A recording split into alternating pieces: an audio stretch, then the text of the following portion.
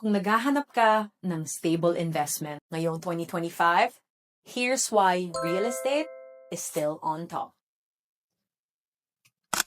First, it's a tangible asset. Hindi ito mawawala tulad ng stocks or crypto na sobrang volatile. You can live in it, rent it out, or pass it on. Second, real estate is an inflation hedge.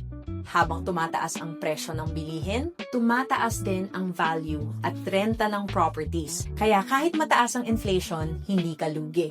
Third, surveys show real estate is still ranked as the #1 long-term investment worldwide. And dito sa Pilipinas, demand for housing and condos is still growing, lalo na sa urban areas.